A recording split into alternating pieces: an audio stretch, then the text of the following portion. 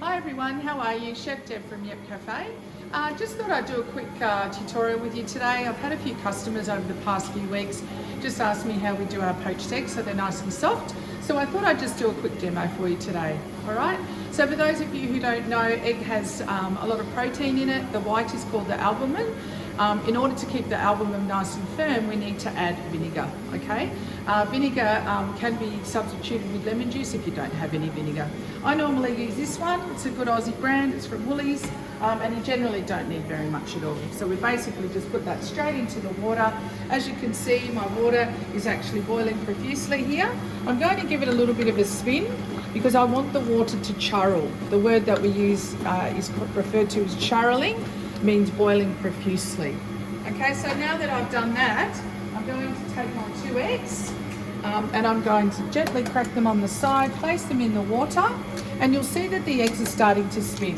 We want the natural spin of the egg because we want it to represent a nice coddled look when it comes onto the plate. Okay, so when you come into the cafe or to any restaurant where they serve a chef's standard of poached eggs, you should be seeing this sort of standard where the egg's actually looking nice and encased and it's got a little tail.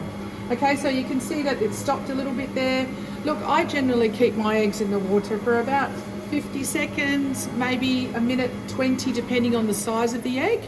Obviously, I've been chefing for 25 years, so you just get to know that. For those of you who are learning, just put on your timer. I did that as well when I was learning, okay? So that's basically that. I'm now going to pull out my eggs in a minute because they'll be pretty well ready to go.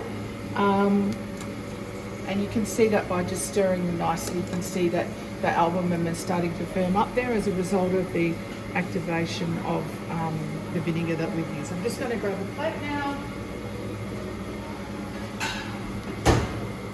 And I'm just going to remove my eggs because we want them to be perfectly poached.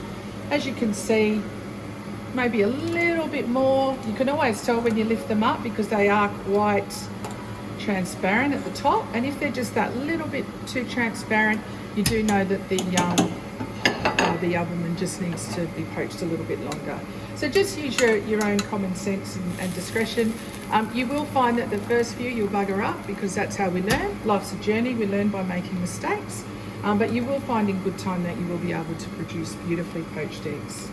So I'm pretty happy with these now, and I'm going to remove them from the water and I'm going to place them on the plate.